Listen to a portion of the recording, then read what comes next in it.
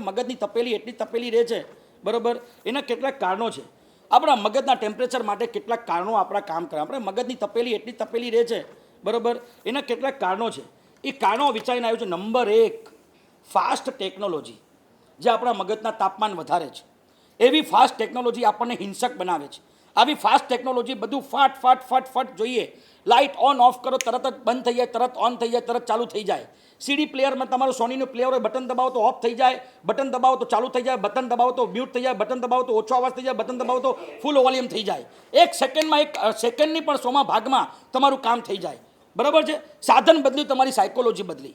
પહેલાંના કાળમાં સાધનો, આજના કાળમાં પણ પ્રકાશની જેટલી જરૂરિયાત છે તે ભૂતકાળમાં આપણા બાપ દાદાઓ 3 પેઢી પહેલાં જે હતા, આજથી 50, 100, 70, 80 વર્ષ પહેલાં, તો શું પ્રકાશની જરૂરિયાત નહોતી? હતી.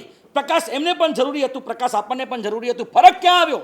સાધન બદલ્યું, સાયકોલોજી બદલાઈ. એ લોકોની સાયકોલોજી પેશન્સવાળી હતી. તમને કહું, અત્યારે તમે લાઇટ ઓન ઓફ કરી નાખો, વાત પતી ગઈ. બરાબર. પહેલાંના કાળમાં લાઇટનો ઉપયોગ ફાનસ દ્વારા થતો હતો. હવે ફાનસને કરવાનું શું? ફાનસનો પણ 1.5-2 કલાક ઉપયોગ કરવાનો. જમવાનું બનાવવાનું હોય એના પહેલાં ફાનસ ચાલુ કરવાનું. જમવાનું પતે એટલે ફાનસને પાછો મંગલ કરી દેવાનો. શબ્દ શું વાપરે? મંગલ કરી દેવાનું. એને એમ ન કહેવાય કે બુઝાવી દો, ખતમ કરી નાખો, મંગલ કરી દેવાનું. બરાબર. હવે એ ફાનસ માટે 1.5 કલાક કામ લેવા માટે 1.5 કલાક તો એના માસે મથવું પડે.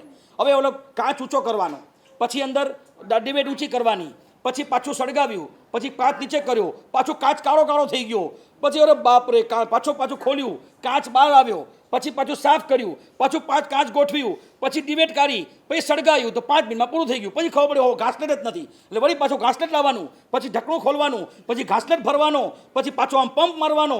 કઈ પ્રકારની બધી વસ્તુઓ કરીને 1.5 કલાક માથાકૂટ કરો ત્યારે તમે 1.5 કલાક પ્રકાશ આપે. આ ફાનસ માણસને શું શીખવાડે ખબર છે? પેશન્સ શીખવાડે છે. ત્યારે એ લોકો ઇરિટેટ ન થાય. ફાનસ પાતીથી શીખવાનું, આપણું માનસ ઘડવાનું. કે ક્યાંક કોઈ વિચિત્ર પ્રાણી આપણી આજુબાજુ ગોઠવાઈ ગયો હોય, જે પહેલી વાતમાં આપણું સમજતો ન હોય, પહેલી વાતમાં આપણું માનતો ન હોય, પહેલી વાતમાં એને ટપ્પો જ ન પડતો હોય, તો આપણે તરત ઇરિટેટ થઈ જઈએ. ફાનસ માટે 1.5 કલાક માટે અડધો-પોણો કલાક માથાકૂટ કરવાની સામે આનાથી શીખીને એપ્લાય કરવાનું, માણસ ઉપર એપ્લાય કરવાનું. બરાબર. માણસ પર એપ્લાય કરવાનું કે ગમે તેવો વિચિત્ર સ્વભાવનો માણસ હોય પણ એની પાસેથી કેમ કામ કઢાવવું, પેશન્સ રાખીને કઢાવવું, આ ફાનસ પાસે શીખવાનું. એ લોકો પાસે સાધન એવા હતા કે એ લોકોની સાયકોલોજીમાં એ લોકોને શું થતું હતું? પેશન્સ આવતું હતું.